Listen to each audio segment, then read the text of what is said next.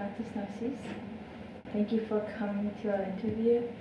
Sure. I'm the chief of the Adams Lake Band, and my parents are Sanford Knorrs and Norm Emanuel, and his parents were the late Nels and Catherine Knorrs, and my mother's parents were J.D. and Susan Emanuel from the Scotland. Why is the Braided Knowledge Project important for the youth? Braided Knowledge Project is a part of the First Peoples Cultural Council, and First Peoples Cultural Council is a provincial entity in British Columbia that where different Indigenous or First Nations bands can apply for funding to enhance language or cultural knowledge in their communities. So this particular one, the Adams Lake Chieftain Council had written a proposal and were successful, and the vision of this proposal was to connect our youth with our elders. So I really believe it's important to our youth because you will gather maybe some teaching, some stories, some information about medicines that you might not have known, and you'll be able to pass that on, that information that you, that wisdom that you collect from the elders. Why is it important for the youth to learn these skills and knowledge? You're going to connect with our elders and foster that relationship, and I think in turn the elders are going to also feel connected in knowing that our youth that are coming up and will be our future leaders.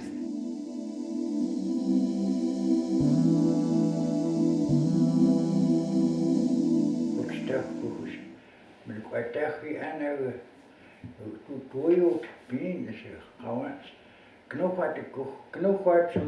is the gewilligste stemilo. Gejood zeggen, gehoord is het lichaam, het is bien. Je weet ja, bien, ze wordt heel gehoord is stem, het gaat ook weer bien. Gedachte kocht laat, de postmas kocht naar die zo af.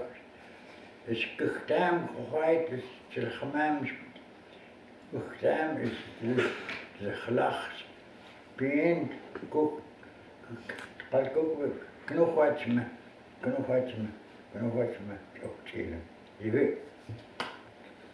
All right. What I said that I have to pray to the Creator and all what the Creator put to us to help me get on my own. Bring me back to the thoughts of what our elders knew, or our grandfathers, our grandmothers, what they had done years ago before the white man came.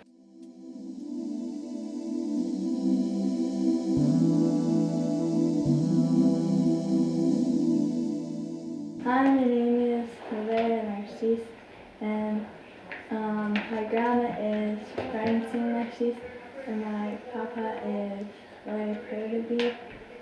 And who are you? Dwelnik. Dwelnik is my Secwepemc name that I was given at birth, prior to birth. And in Secwepemc, when I asked my granny what it meant, it's the one that shall be heard, the teacher. My mother is Mary Jules, my father is Harvey Jules. They've both passed on.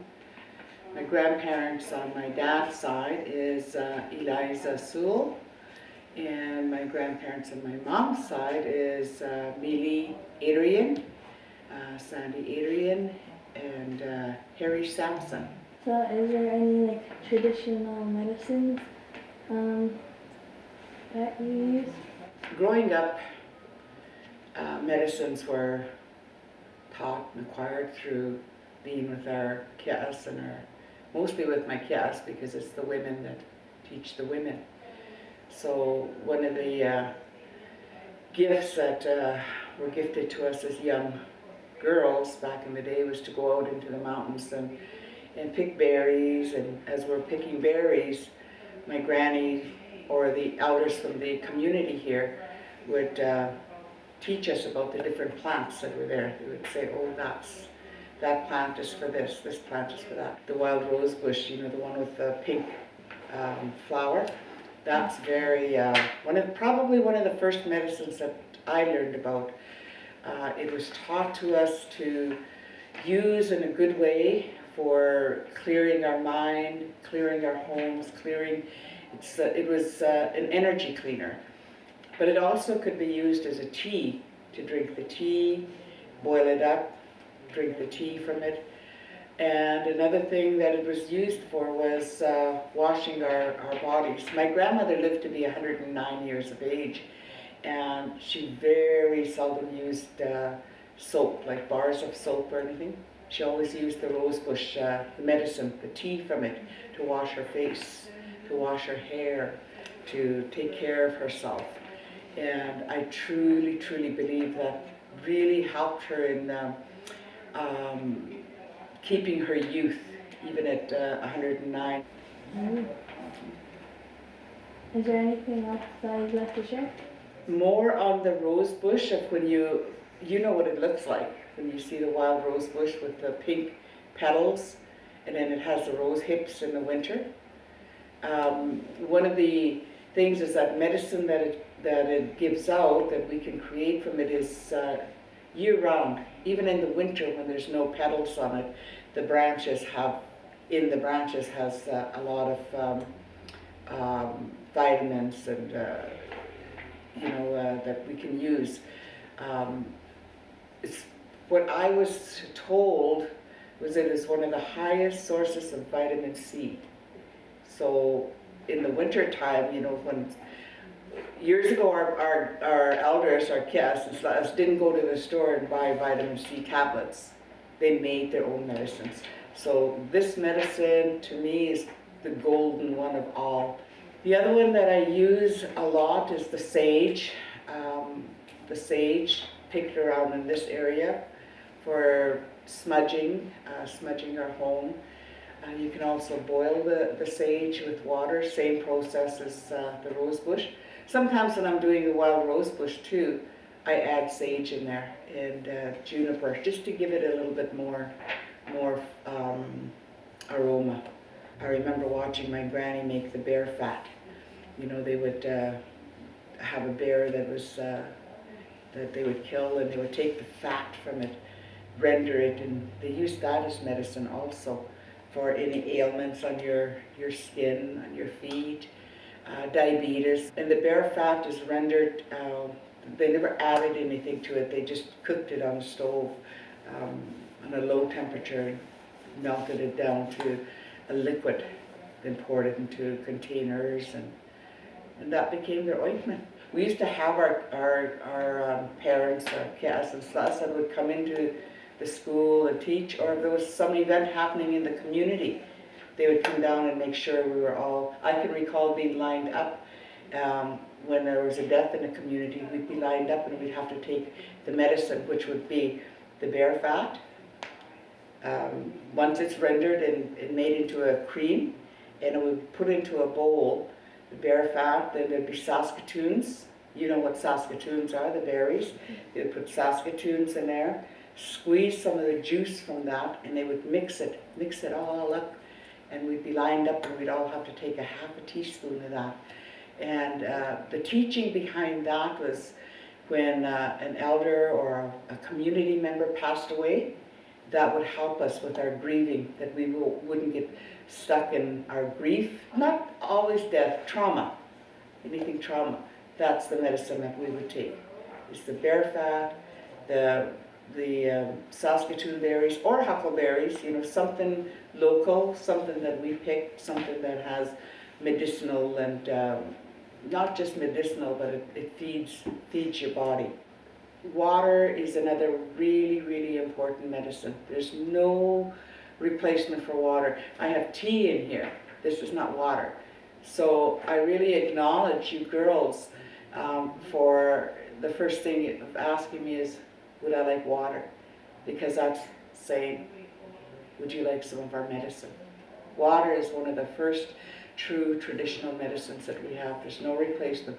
Coffee, pop, juice, that's not water. That's, that's sugar, that's something that does other things to the system. When I read your posts and I see you've gone to pick huckleberries or you're going to get husham, that is medicine. Husham is one of the powerful medicines that we have. If you eat the berries, it's very, very bitter, right? It's very bitter. They say bitter things are good for the body. The husham is used for a cleansing of the body. But I also recall when women were very sick or after they had their babies and all that, sometimes they would be given a little bit of husham to drink, just to cleanse their body out. And it was pure. Back in those days, we didn't have sugar to add in it. It was just husham made as a juice or whipped up. The way I look at it today, it's all medicine.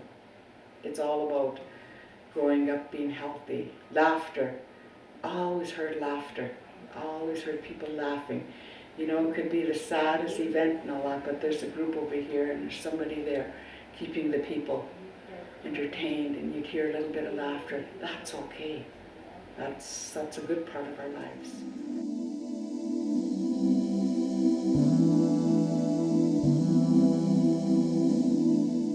Is there any traditional medicines you use? Traditional medicines? Traditional medicines is everywhere. The true medicinists, they say that somebody spell it Love. That's the true medicine that you're taught, the purest medicine you're taught when you're little and growing up. The greatest medicine you have in your mind, is in your mind. Yeah. You look at classes like a moch. You look You said you want to learn medicines, you want to learn how to live. You got to live right to find the right medicines. The trees have medicines. The trees. Every tree has a medicine. And you have to know, go through your schooling for medicine, for all the trees. And that's another, it's through the legends we learn about the trees. And we learn it from one of them is old Clap. And they always copy, imitate everything. One at a time he went and see somebody playing with his eyes. Very good. Throw it up and it was and they come back. And she Clap looking at it. He copied that bird. That grouse. So he went home, but in the meantime, when he threw up his eyes, ravens would come and flying by. Oh, they grabbed it. Then he was hollering, cluck, cluck. Oh, nothing. He lost his eyesight. So he had to look for something to put there for his eyes. He had some berries, little berries, but he can't see too. But when he was looking, he bumped into something all the time, trees. And he asked, who are you? Who are you? What are you good for? Can you help me? And the tree tell him, oh, I am good for all other things. Especially that's when the medicines were told. All through the grass, the tree, the little bushes he runs into. He asked him, I'm blind, I can't see you, but I wonder how you know who you are, what are you good for. And he tell him all about the trees all the way down. And he said, I want to find water, I want water, I'm thirsty. So it was told that you have to go down to a certain level of the the, the place, fine water, you go down, all that is mentioned, trees, bushes, rocks, all the sticks and stones, as purpose. And you find that red willow, you find red willow, you will be close to water. So we did find the red willow. See, that's how you find your medicines.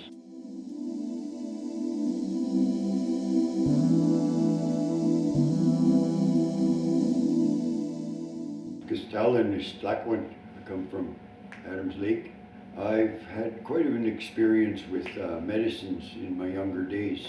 I was quite lucky to be able to grow up with some First Nations people. I was in the welfare system, but I was lucky to be put with some First Nations people who had knowledge of different medicines in the country.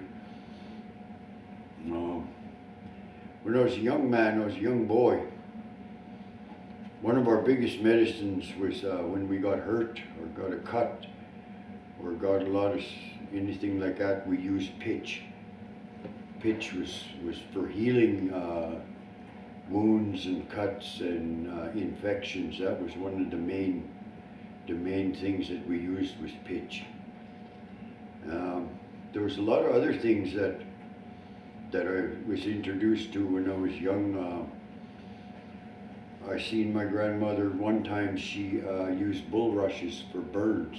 She would take the powder, the fluffy stuff off of the bulrush, and she would put that on. She put it on one of my brothers. He burnt his arm in the fire, and it healed it up real nice. Didn't even leave any scars. When I was young, we ate a lot of bone marrow, moose bone marrow. They'd cut the bones off, and my mom would boil them and make soups out of them, and we would eat a lot of the marrow inside the bones, and that was to strengthen our bones, to put a lot of nutrients into our bones when we were growing up. What my grandfather and my grandmothers used to tell me a lot of times was, it's in your body.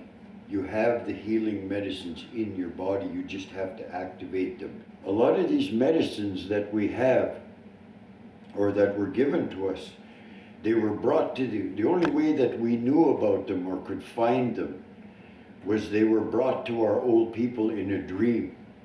Our old people would dream about these medicines, and the spirit people would come and visit them in their medicine, or in their dream. And in their dream, that spirit would take them out and show them some tiny little plant. This is what you need to heal that person. And a lot of it was done like that through dreams. That's how we acquired all the medicines, was through dreams of our spiritual people. In my past, I've developed a medicine called dancing and singing. And for a long time, I go to contest powwows, I dance for money. I win lots of money. I win every powwow I go to. But there's an old man took me aside just a couple of years ago, and he sat me down and he said, "Peter," he said, "boy, you're sure a good dancer." He said, "You win all over the country." He says, "You make lots of money, huh?" I was all hyped up, you know how a champion is all the time. "Yeah, sure, I make lots of money. Oh yeah, I'm the champ." He said, "I'm going to tell you something about what you're doing." He said, "It's not about the money." He said, "It's about, I'll tell you." He says, "When you're dancing," he said, "you're such a good dancer." He said, "A lot of people watch you." He said, "When you come from over there and you have an old man," he said, "you're an old man, you know what it's like to sit down and ache and pain and arthritis and all that stuff is bothering you, your chest pains. When you come dancing by," he said, "that old man or the old people, they're watching you. For the time that they see you over there until they watch you and the time that you go to sight over here." He said, "The medicine in you, Pete, is you take the aches and pains away from the people while they're watching, and they forget all about that for a little while. and they watch you dance, and they watch you go by. And the old man said, that is what you're out there for. He said, that is the healing that is given to you as a healer, your dance. All our power in the Secwepemc way, all the power of healing is in our hands. Right here, each and every one of us, you have it, you have hands. We all have that. You'll notice, if anybody has a headache, one of these days, try it. If your friend has a real severe headache, you go over there and you rub your hands together. You rub your hands together and you talk for a little while. Oh, kalkupi. One day, that's my mom. You rub your hands and you put your hands over that person's head like that for a little while. That person will lose his headache. You can do it. Any one of you can do that. Because the Creator, in the beginning, that's what He gave us. Our medicine is in our hands. It's not in that tree. It's not in that bush. It's not in the ground. It's in here that the Creator has given you the healing. And with that simple thing of a headache, you'll notice that it's true. That's what we have. In the old days, I seen a man when I was young. They called him Tequil. He was dressed in, he came to the house. There was a young girl that was sick. She wasn't going to make it. She was, probably your age. And they brought that old man from across the river in West Fraser Pavilion, from Leon's Creek. They brought that old man over. When he got to the house, it was nighttime. They closed off all the windows. And us kids, we were young. I was about 5, 6 years old, and we were all kids. We couldn't go outside. I remember that. They had us all sitting up against the wall. There was about 14, 15 of us little guys that used to hang around together. We were all sitting against the wall. We had to watch and pay attention to what this old man was doing. He came in, he had gunny sacks all over him. To this day, I don't really know if that was a man or if that was a spirit that came in the house. I don't really know. And as we questioned it, our old people says, well, you don't want to know. You don't want to know who that is.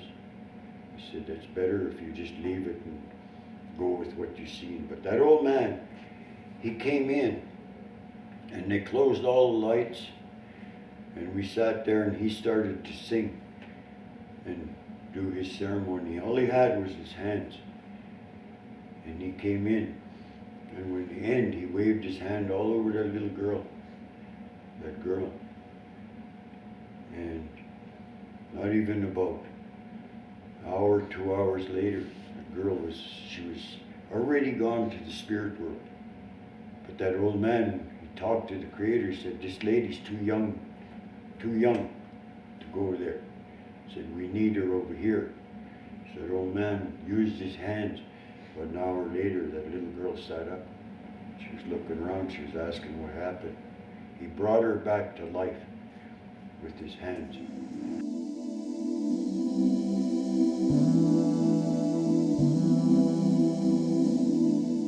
I was originally Hilda Annette Anthony.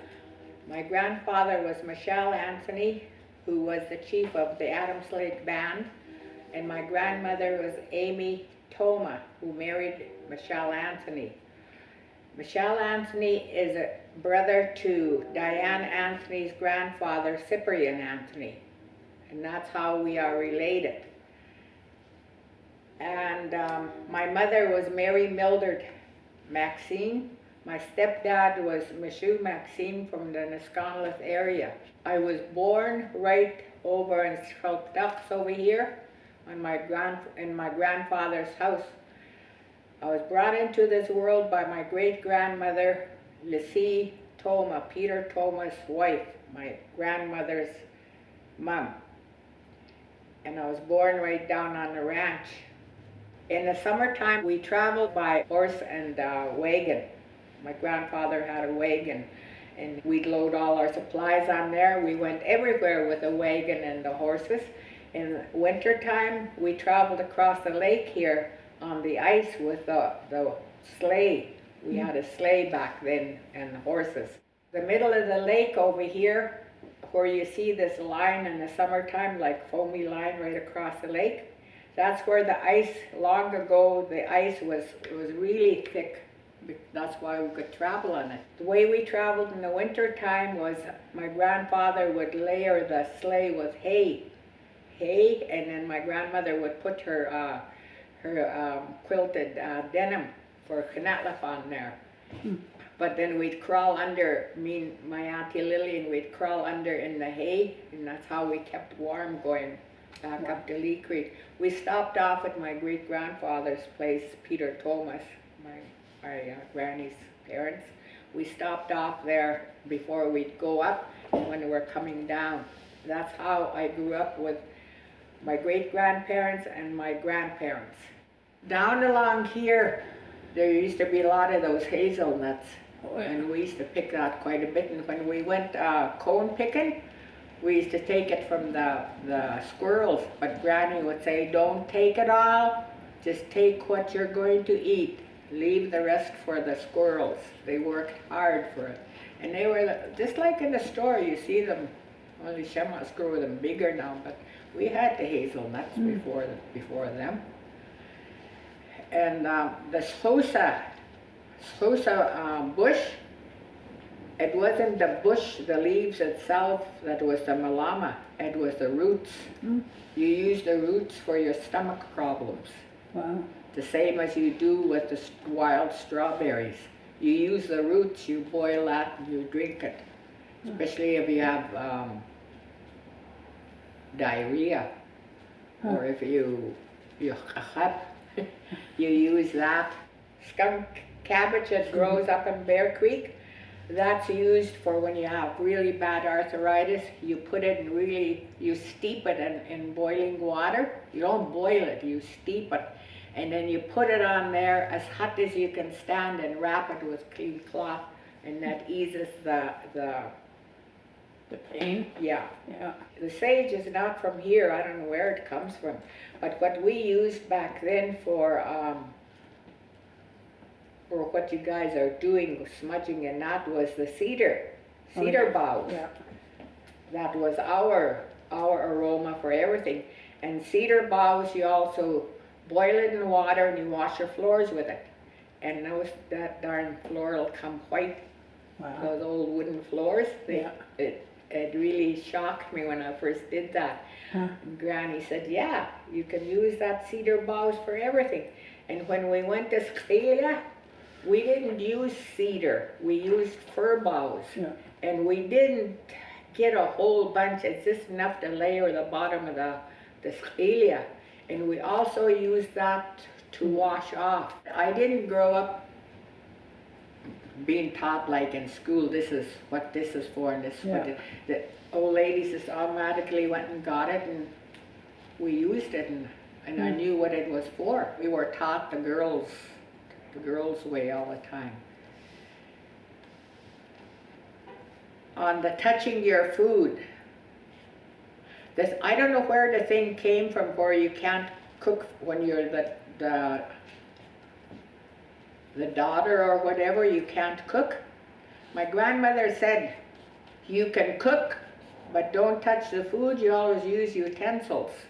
But you can cook, whether you're snanko or what, because who else in the family is going to cook for you long ago? Yeah. When there was a pandemic, who cooked for you? You know, so you got to use the utensils. And back then they had sticks. They made their utensils out of the sticks. And that part, I don't know where it came from. They say you can't cook for your family, you can't do this, you can't do that. No, you can, just as long as you remember to use utensils and wash your hands. And always washing your hands, even a long time ago, even though we didn't have soap. Like I said, we used the fir boughs. We used that to clean our hands. And long ago, down here, there used to be these sort of whitish colored flowers on this bush. You took it and you went like that, and it foamed up like soap, and it smelled really nice.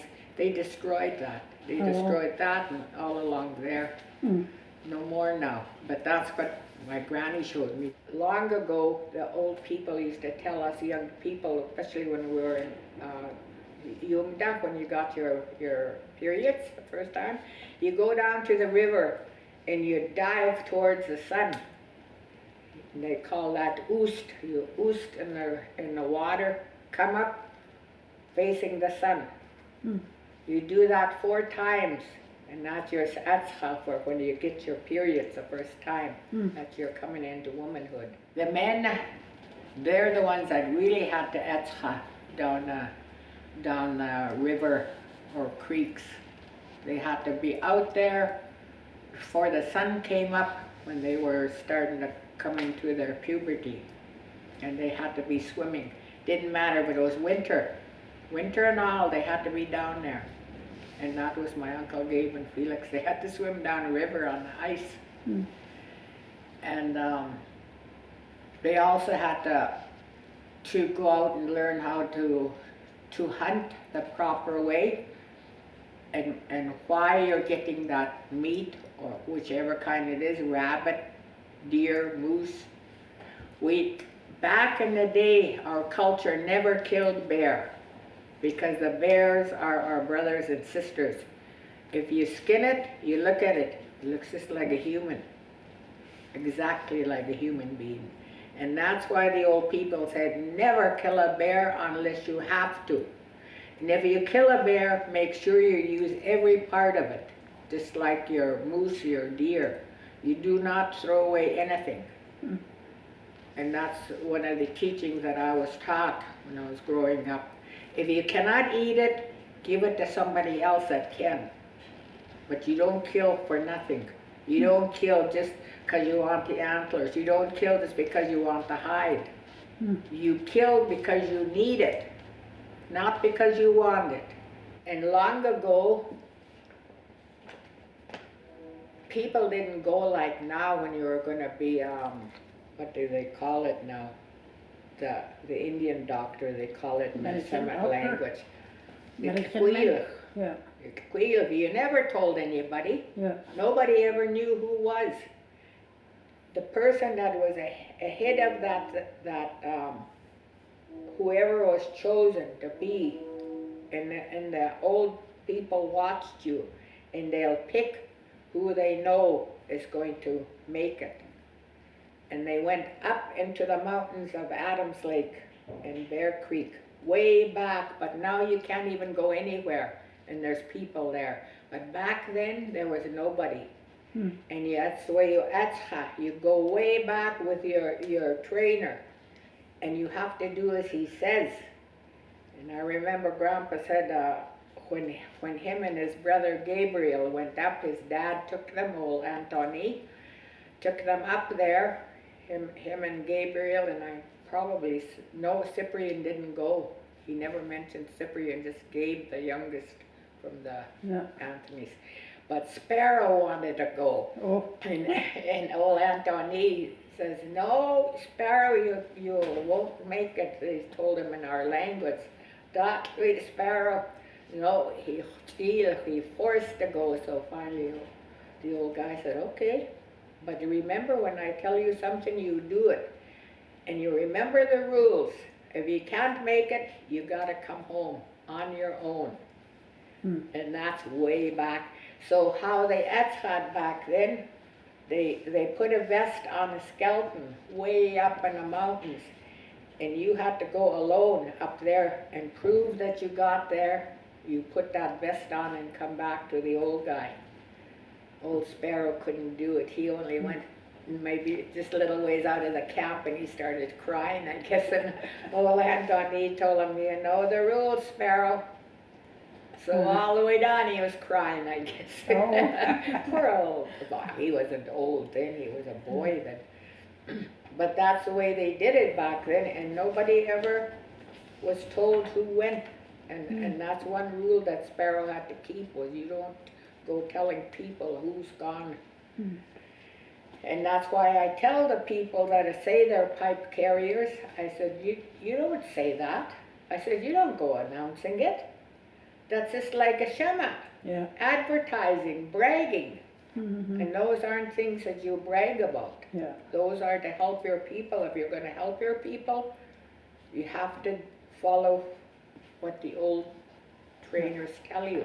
And that's hard in this day and age, because all of you are just, I don't know.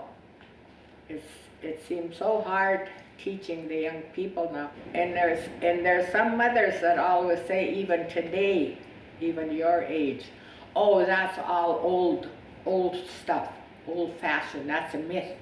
Do you have some more questions? Nope, that was You, all. Christine? No, not right You now. sure you don't want to know anything else? No, heard lots today. And also a long time ago, you didn't go pick your boyfriend.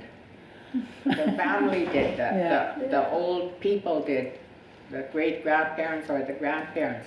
And it was arranged marriages. There was no such thing as, oh, I'm going to marry this guy or whatever. No, they were picked for you.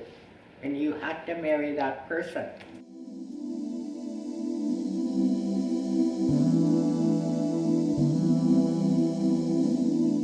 My real name is Lily Leona Clement. And when I went to school, my mom called me Verna, stuck with me right through school. Everybody I went to school with know me as Verna. And then when I got married, I became Anthony. So I kept it. And I was telling Lucy, I said, if I changed it, I'd have to go through all that. And I said, I'll keep it. So I became, I married Ralph Anthony. And so I just kept that name. So instead of Clement, I went down to the Indian department. I needed something. And I told them, asked me, what's your name? So I said, Verna Clement. He looked. No, there's nobody that name. And he says, what's your birth date? So I told him, they look, there's your name, Lily Leona. Says, and by the time you use your own name, I didn't even know it was my name. So my mom called me Verna. Everybody knows me as Verna. And just, I said, my government name is Lily Leona. The salmon are the people. They represent the people. No matter where you are or what's happened to you, you know, children have gone to residential school, children have been adopted, apprehended, given away. You watch and pay attention to the cycle of the salmon. That's the cycle of the people. The salmon are only as healthy as the people in the communities. Back then it was mostly alcohol that was hindering our people. The more that, you know, the suffering and the struggles went on, the salmon showed it. The words of the elders back then is so, so true, because we have addictions. We have all kinds of addictions. We have people in the streets, people with no homes, people with no food, people with no children that have been taken away. And we have no salmon. And we're struggling with our water. We're struggling with everything that Mother Earth has gifted to us. How do we correct it? And a lot of it is just communication and learning to love, to appreciate, and to have family, you know. I heard my brother say this morning that, you know, he had to go away to learn how to hug his mom and dad. And that's true, you know. When we were, our first day of school was the last time we got hugged. Said, okay, you go and you be good students, you be good this. And that was it. And that's a residential school. When I was in Alkali, I went to their fishing area when they were fishing for salmon. It was Pat Johnson. And they were talking about the salmon, you know. He said they got loads of fish. And then next few days, you know, guys would go down there to fish and they'd come back and they'd be skunked. They wouldn't get anything. And then the other guys would go and they would get tons of fish, and they shared it. They gave it to all the elders, all the families. And I recall them talking, and he was saying, well, he says, we're all taken care of in a good way. It's how well we present ourselves out there and how we take care of others. Creators, you know, got to make sure that we've always got an abundance of food, abundance of whatever it is that we're hunting for, whether it be the squawkwena, the swooch, whatever. And he was saying those young men that are coming to fish, that are not getting anything, maybe 5 or 10, he said, they don't have good intentions. He said, this area is taken care of. It's all taken care of through prayer. We never travel here without our medicine, without our bundles, you know, and you always have that for your prayer. You know, when I was a kid, growing up, I had 6 grandmothers, and they all lived on Little River. Back then, they used to fish, and they did their fishing at night. And my grandmother each had their own fishing camp along the river. And they used to catch no less than 200 salmon a year. And I'm not kidding you, back then, like, seemed like every year was like a dominant run back then. It's not like now. What, some years you get only, 10,000 salmon up there? That's all you get. And Ernie was telling me one time a story that our people on Little River actually saved the people up Anstey Arm. What was that camp called? They had a camp up there. Elbass? Fishery, that's but anyways, there was a camp up there, and I guess the Indian people saved those people, giving them dried salmon. And those old people, you know, shared their salmon. They didn't hoard it like today. There's not enough salmon, I guess, so people kind of hoard their fish when they get it. So I just thought I'd share that. How important that salmon is to our people.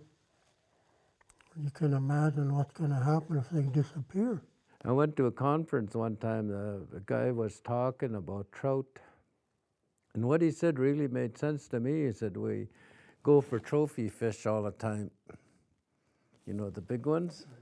We kill them all off, and the brood stock that's left, the ones that reproduce are all the scrawny, skinny little fish left, and we end up getting less and less bigger fish and healthier fishes. And to me, that made sense. You look at, because I seen pictures of Chinook. They were over 100 pounds. I think they were catching on the Columbia River.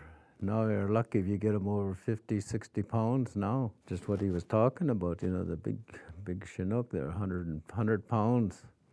And guys standing up, they're taller than the person. Because I've seen some old pictures of them when they used to catch Chinook down there. And the same with, they asked my grandmother, it's even taped, they asked her about Okopogo. Did you ever see Okopogo? What's that? And they told her about the monsters over at Kelowna. Okopogo, it must be sturgeon. That's what she said. It is. You know, I can't stress enough about, you know, the prayers, every morning was prayers, the laughter. They said, you know, you have to have the laughter, you have to have the humor, or you'll forget what you were taught. But you know, these are some of the things that we have to really look at. What are our values? What are our protocols? And how do we kind of enforce that? Too many people take and take and take. If you really read our Chiptekola, it talks about that. You take and take and take. Somebody's going to pay for it in the end. You look at all our salmon disappearing, all our trees disappearing. We all had disciplinarians. You know, every family had a disciplinarian, and that's what's really missing in our families today. Discipline is not about being punished, it's about protecting and teaching. And that's what's missing. Today, if someone tries to discipline somebody's child for, being whatever, noisy or out of hand, the parents get mad at the elder or the disciplinarian. There's so much that we need to get back doing, But again, the salmon are our true teachers. They are the ancestors, they're the old ones. The salmon that are spawning and coming to be with the sickness. And that's with everything that's been put into the environment, into Mother Earth. I know 30 years ago, BC Hydro sprayed their power lines that go over the territory, and ranchers had deformed calves the next year, very bad deformed, 3 legs, and their teeth were on top of their skin. And if that was happening to cows, imagine what happened to the deer and the moose that ate that. So, there must have been a lot of dead animals and birds. They sprayed quite a while ago, and I guess they caught so much heck they don't do it anymore. Looks champ. It's reestablishing that relearning, getting the people back out in the land, I think is important. Understanding their culture more, because we always brag about how we're Yukumanulu, we look after the land, but we do so little of it. But it's the assimilation program that they've had has really worked well, because I notice a lot of our young people don't fully understand now what we talk about. So it's getting difficult to try to bring it back now. It's that understanding of who we are as Secwepemc people. And I think this is about time us Secwepemc started standing up and doing what we're supposed to do, look after the land. Cookcham.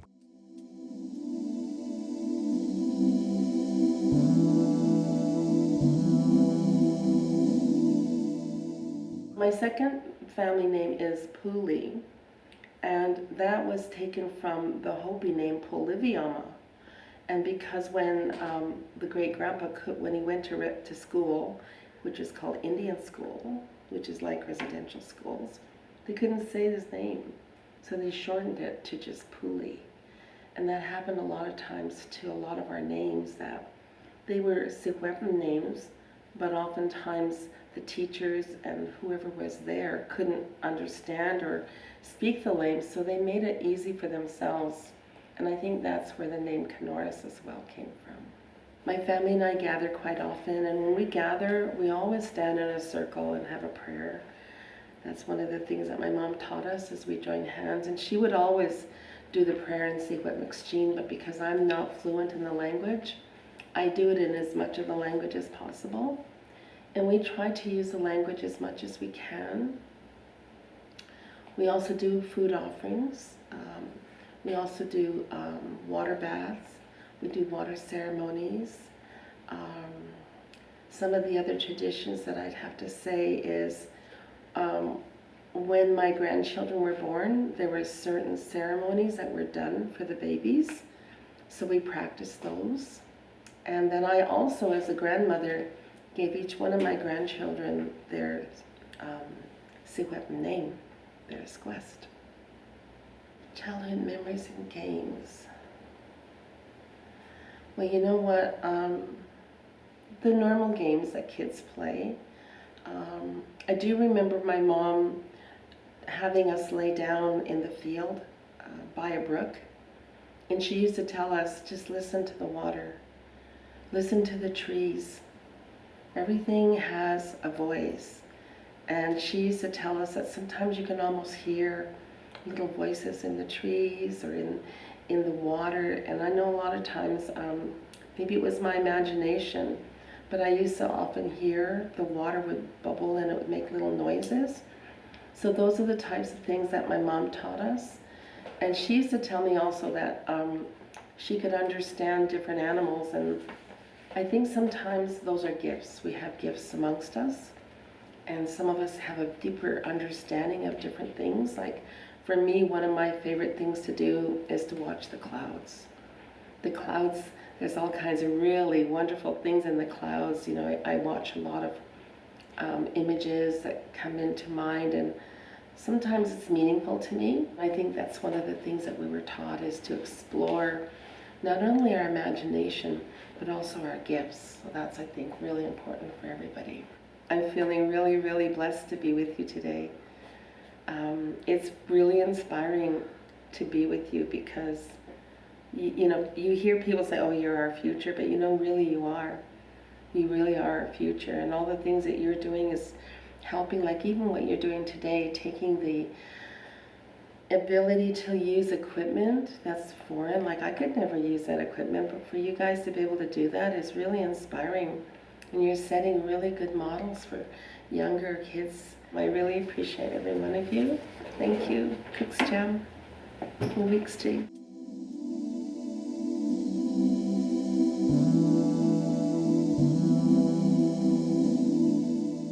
Hi, my name is Mary, and my grandma is Diane Anthony, and my mom is Michelle Anthony. I come from Switchmath, and I've lived here many years. Do you speak the Secwepemc language fluently?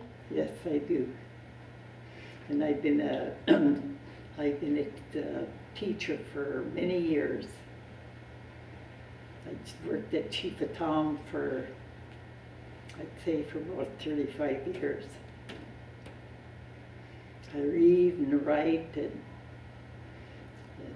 also teach. Are there any expressions, jokes, stories, celebrations where a certain language is always used? Can you give examples? Well, when we were growing up, we really didn't have any playthings you can call toys. We had to make our own. Anything that we needed to do to play, we had to make our own. And in fact, when we went, we knew about skiing. I don't know where we learned to ski, but we took an old barrel and we broke it apart. You know how the barrels are like this? Tied it onto our feet, and there was our skis. That's what we used for skis. And that's for games. There's really nothing we played in games.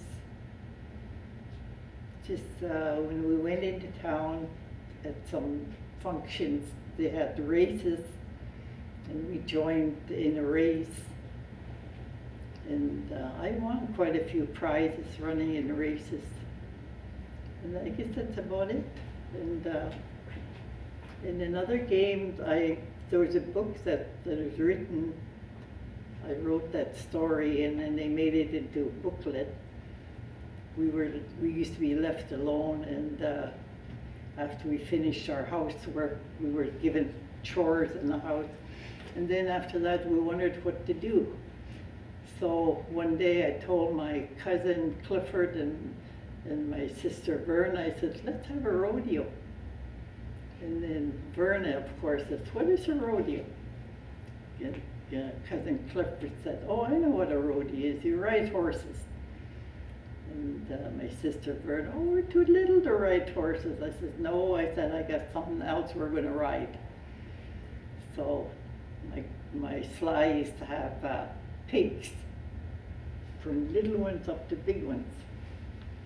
I said, we'll have a rodeo with the pigs. So I said, hurry up with your work and do a good job, because if you don't do a good job, they'll make us do it over again. So we finished, and we ran out to the pig pen. And we looked at the pigs, and I said, Bernie, you have one of them little ones. You go first. So I took her and we threw her on, grabbed on the ear. I said, grab on the ears tight, and don't let go. And then I let the pig go. The pig going, and she's screaming and screaming, and she fell off. And then Clifford said, my turn. I said, okay, you can get on yourself. He got a little bigger one. He got on, and he started riding. He rode the longest him, and he fell off. And now it was my turn, so I got a bigger pig. I jumped on and I grabbed the ears and just walking around and there was that pig. And I fell off. And we went a few more times and that was it. I said, oh boy, we better get out of here. I said, our grandpa and our Auntie Faustine will be back soon. So we locked the pigs up and then we went and we changed our clothes and we washed it, hung them up. We never got caught, but one day the pigs got away and we had to chase them back. Oh no. Chased them all into the pen. And I told my sister and Clifford, I said, we better quit doing that. I said, we'll get into big trouble if they find out. So we quit. And after that, we had to find something else to do. Other games that we can do. But we never had toys. If we needed a toy, we had to make our own. That's it. That's the only games we had. The kids are lucky these days. You get all kinds of toys. Yeah.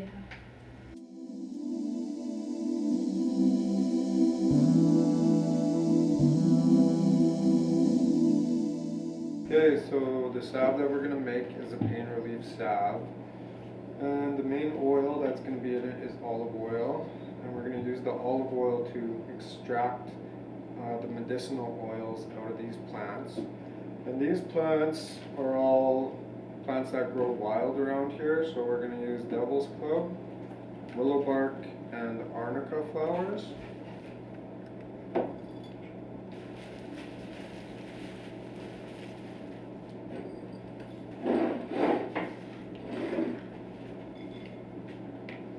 There's a couple different ways you can do it.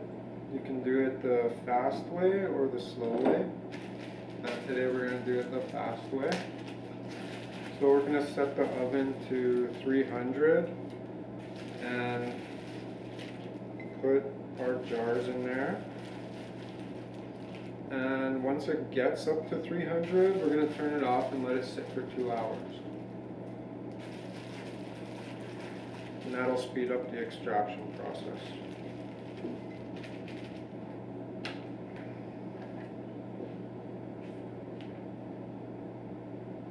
And you just fill that right to the top?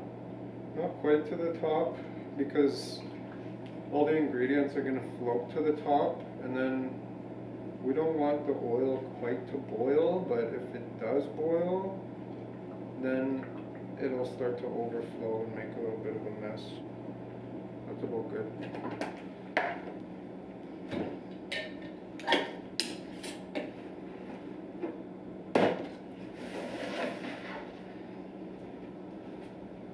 And then the slower way is to put all your ingredients in and leave it for like 6 months to a year.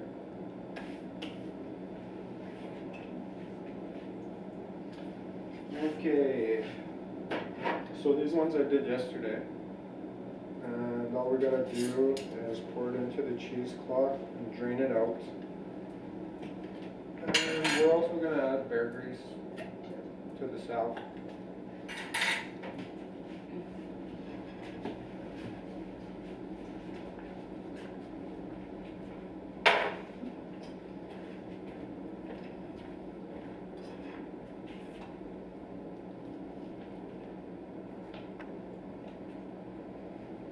So this thing here is called a double boiler. So we don't put the heat directly on the salve. This one's a pain relief salve. So all of these ingredients that we use, they have pain relief qualities. We're also going to add bear grease, which people have used for pain relief along with other things for a long time, because the bear, all the minerals that it eats from the food that it eats, it gets suspended in the fat, and then when we render the fat down, we get oil, and we're going to put that into the salve. So traditionally, the salve, they wouldn't have used this kind of oil, they would have used bear grease or elk tallow or something like that. And so the bear grease, you can pretty much put in as much as you want, but the ratio of oil to beeswax, you want to be 4 or 5 to 1. So These jars were almost a liter of oil, so the very most beeswax that you would put in would be 1 cup, because the 1 liter is about 4.2 cups. So I'll probably put in maybe a little more than half a cup of beeswax, because I don't like my salve very waxy. And I find that if you have too much wax in, it doesn't penetrate the skin as good either. So now you just wait for it to heat up, and then the wax will melt into the oils. Cool this little bit here, and then see what kind of consistency it has. If it stays too liquidy, then you need more beeswax. Once all the wax is melted, then you just pour it in your jars, let them cool, and you have your salve.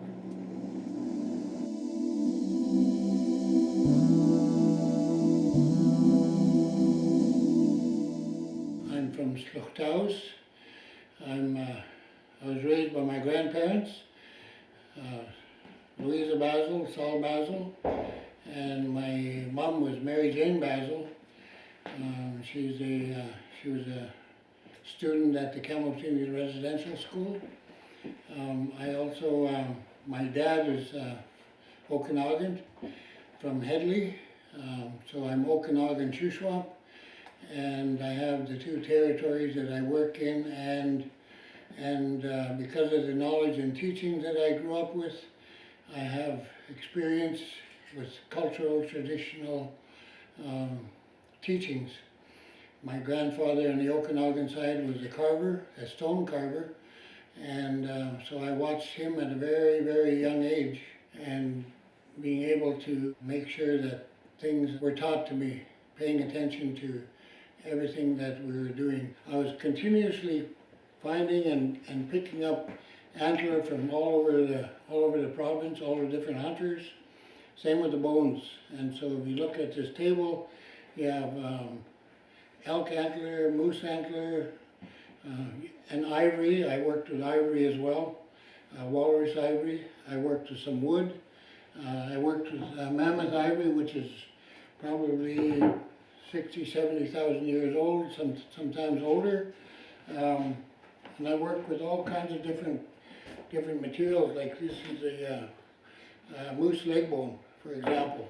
That's before it's cut into pieces that could be produced like feathers and things like that. So, and the mammoth ivory here, again, that's a piece that I carved, and this is another piece of raw mammoth ivory. This piece here is the inner ear of a whale, and that's ivory. And again, this is part of a walrus tusk, that's ivory. I work with bear claws, and I cut my antler up into pieces, and before I cut my antler, I'll study it. I'll study that piece of antler and decide what I'm going to carve and what I'm going to make out of it. So a lot of these pieces I can make big feathers out of them, or pieces like this I can make earrings out of. And earrings sometimes are this size here, and bigger for pendants and all kinds of different things. I also work with wood. This is juniper, and I use this for fans, eagle tail fans. I use buffalo horn as well for some of the work that I do. And over here we got, this here is muskox horn. And muskox horn is from way up north, and I don't usually get very much of it.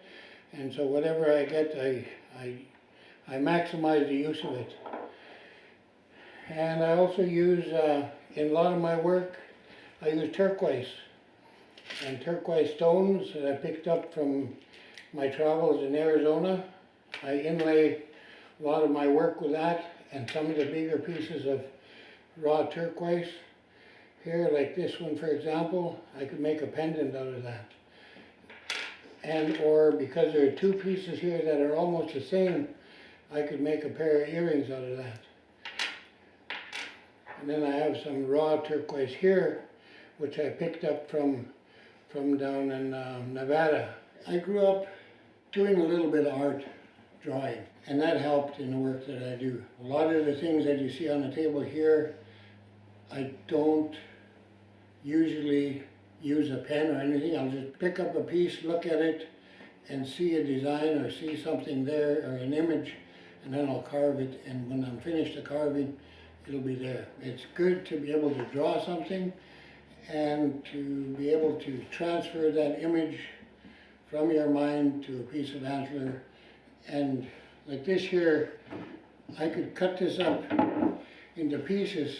I could make buttons, I could make small carvings like you can see here. I always say that it's taken me 40 years of gathering knowledge and gathering technique. Everybody has their own technique and own style of carving, and it's taken me that long to be able to do the work that I do. I knew a man who done it for some 40, 50 years as well. And he told me, he said, if you come with me, I can teach you how to carve my style, and I can teach you that in 10 days. I'll give you 40 years of knowledge in 10 days. And I never really thought about that until I actually started working with him, because he explained to me what he started out using, all hand tools, and he made his own glue, and he made all kinds of different things that was pretty important to the work that he was doing. I've trained a lot of people, I've taught a lot of people. Hopefully, we can encourage a lot more youth to be involved and to take on something that can benefit not only themselves but their families as well. Kukashel.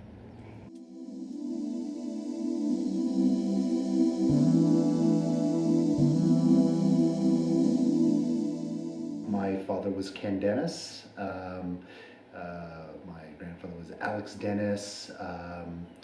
My great-grandparents were Mary Toma. I'm originally from the Adams Lake Band. I lived there when I was a baby, but then when I was fairly young, I moved up to the interior of BC, just outside of Whimsic, and I grew up on the Alkali Lake Reserve, which is, a Esquetin up there. So that's kind of where I really kind of grew up. But I got down back to the area where I grew up quite a few times and stuff. So yeah, and I'm constantly reconnecting with the community and people as well too.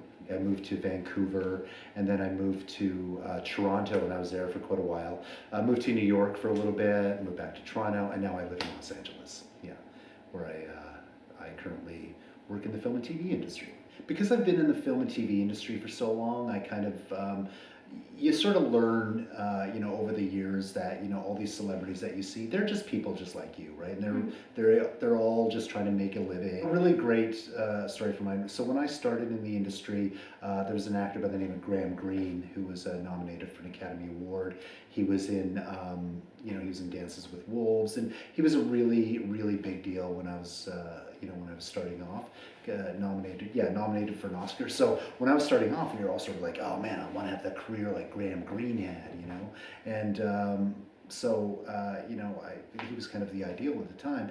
And as the years went on, I met him a few times, but now I've started directing movies, and the last 2 movies I've directed, I've cast him in the movies. So it's kind of this cool thing where, I started off as a young actor going, oh man, that's the guy I want to be, and then, things went on, and I started writing, and now I'm starting to direct movies, and now I'm the guy directing the guy I wanted to be. When I started off, I started off as an actor, but I was an Indigenous actor in the film industry. So at the time that I started off, there wasn't really a lot of great roles for Indigenous people. We were still kind of shown, living in teepees, and we all had to have long hair, and we all had to dress in buckskin, and there wasn't a lot of really challenging stuff to our characters. We were always like, white men brought dishonor to our village, and that's the only way we got to speak, so we weren't really articulate. We weren't able to be fully rounded characters. And so I would go for a lot of these auditions, and I even performed in some of them, and I just started getting really annoyed with how our people were being portrayed. A lot of what I do in the in the movies is try to make the characters of our people more human. See, I think a lot of times what Hollywood does and what, especially non-native writers and producers do, they have this idea of Indigenous people as these, we're either like really not intelligent and, we don't really, we're not articulate, so they either have us like speaking in, broken English or whatever, when the reality in history was like Native people, because of the trade, we spoke like 4 different languages, or people, we were able to communicate with people from all different, so we were incredibly, well-read and, and we don't ever get to see that. And when you're talking about like the way they portray our elders are really sort of like always stoic and, and they just, they don't really talk much, when, in our communities, like, elders and older people are laughing all the time and, joking, and they have a great sense of humor. We never get to see Native people, doing, behind a camera, or interviewing or something like that, which is, exactly what we do every single day of our lives, but people don't have a tough time, seeing us as that. So I think it's important for Indigenous people to take control of our stories and show the world exactly how we are. Oh, what was my favorite movie to work on? That's a good question. There's been a lot that I've really loved.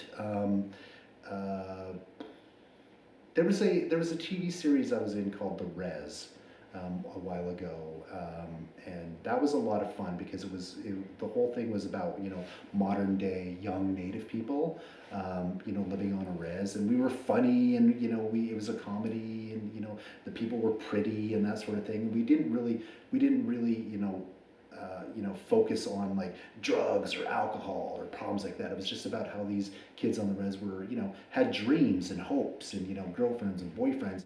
It was kind of like, it was kind of like Reservation Dogs, but we were doing it, it was exactly like that. And I say that when people talk about Reservation Dogs, it was, such a breakthrough. It was for American television, but these are the sort of things that we've been doing in Canada for ages before that, decades and stuff before that happened. So yeah, it was almost exactly like Reservation Dogs, but it was done in Canada, and it was, 20 years before Reservation Dogs. So I think, growing up in the interior, growing up at, on the res, we were I was bussed into school every day. It was about 45 minutes, and there was a lot of separation between the Native people and the non-Native people, and we didn't really mix a lot with the non-Native people. So we all kind of kept to ourselves, and there was I felt a lot of like prejudice, and I heard a lot of like really negative things about Native people. So I grew, there was a lot of self-esteem issues. I had, I didn't really like where I was from. I felt bad that I was poor, growing up on a res and that sort of thing. So that really affected me going through school. And then my mother had an opportunity to go to school in Vancouver, and she took me down there. So I'd gone down to Vancouver, and with feeling really badly about myself, not feeling like I fit in. Now I'm in a huge city with lots of people where I don't fit in. And so what happened was, in order to get over that, I started numbing myself with like alcohol and drugs. And I got really heavy into that, and I ended up hanging around a lot on Hastings Street in Vancouver, and falling into that cycle. And that happened for quite a while, where I was just really wrapped up in that, and I eventually kind of hit rock bottom.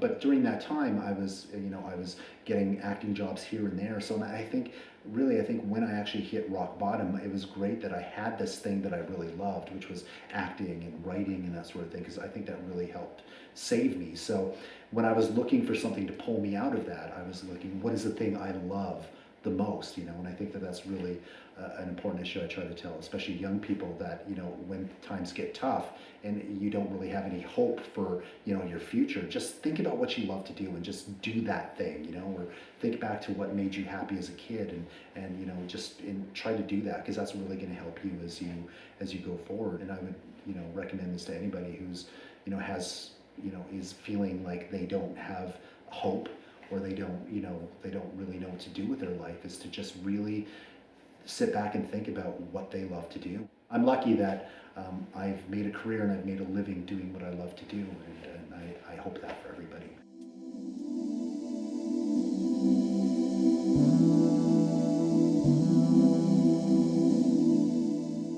I joined this program program as it was given to us in the education department to take it on, and it seemed like a really neat project, so I was pretty excited to learn. I think I really decided to join it because I thought it would be nice to learn a new skill and work with some people that I've never worked with before.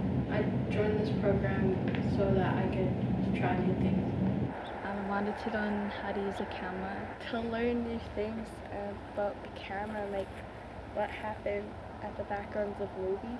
I joined this program because I thought it would be a pretty cool experience to learn about how they shoot movies and all the special effects and everything.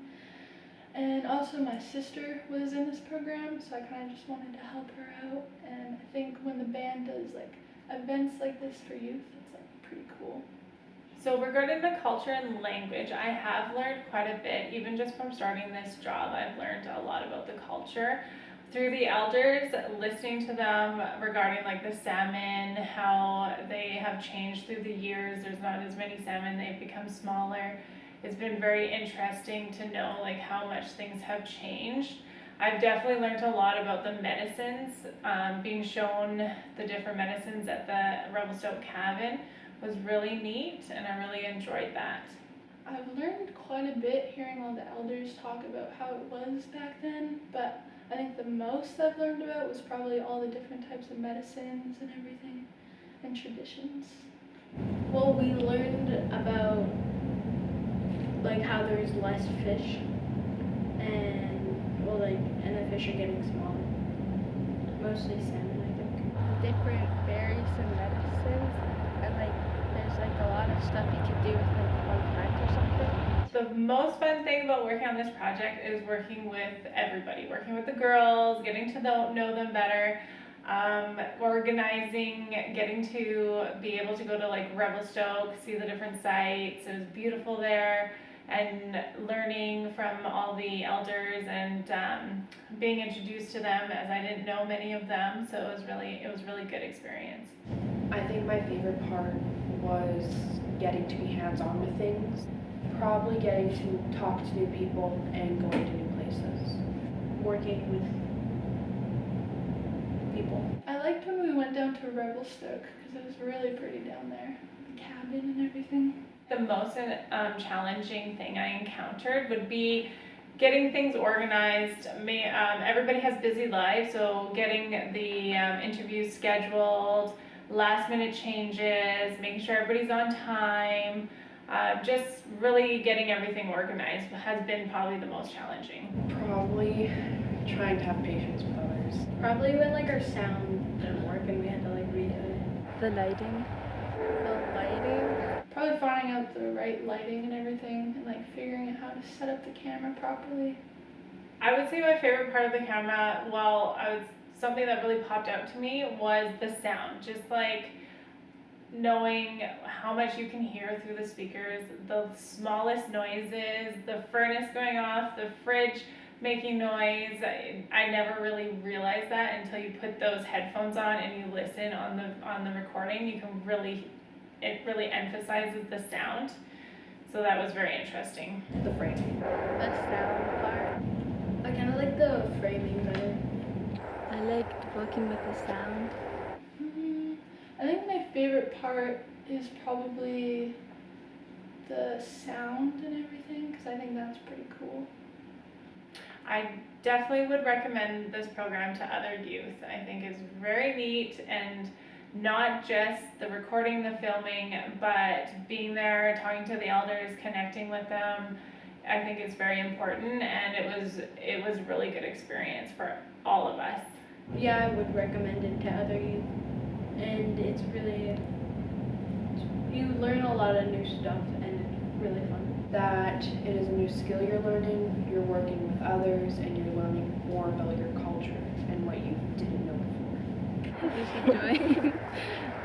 It's really fun. I'd say it was pretty insightful or informative, and it was pretty fun to learn and record all the different things.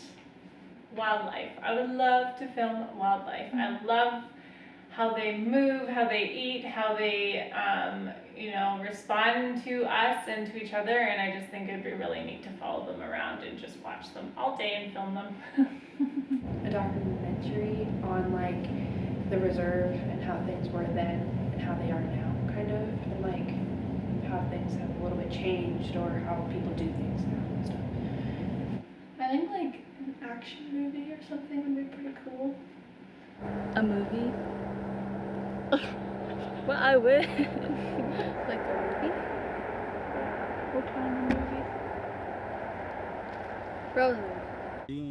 Check 'em out. Ayo, ayo.